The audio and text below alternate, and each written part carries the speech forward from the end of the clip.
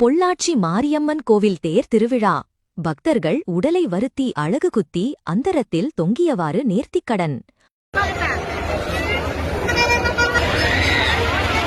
பொள்ளாச்சி பிரசித்தி பெற்ற மாரியம்மன் கோவிலில் வெள்ளி தேர் திருவிழா கடந்த 17ஆம் தேதி நோன்பு சாட்டுதலுடன் தொடங்கியது. இதனைத் தொடர்ந்து பொள்ளாச்சி நகர சுற்றுவட்டார பகுதியிலிருந்து அம்மனுக்கு வேண்டுதலை நிறைவேற்றும் வகையில் பூவோடு எடுத்து வந்தனர்.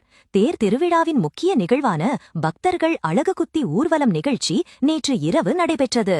பொள்ளாச்சி மார்க்கெட் திடலில் இருந்து பக்தர்கள் பறவை காவடி, வாய்வேல், மயில் காவடி போன்ற பல்வேறு விதமாக அழகு குத்தியும் தங்களது உடலை வருத்தி அந்தரத்தில் தொங்கியவாறு பொள்ளாச்சியில் முக்கிய வீதி வழியாக வந்து மாரியம்மன் கோவில் வரை சென்று அம்மனுக்கு நேர்த்திக் கடன் செலுத்தினர்.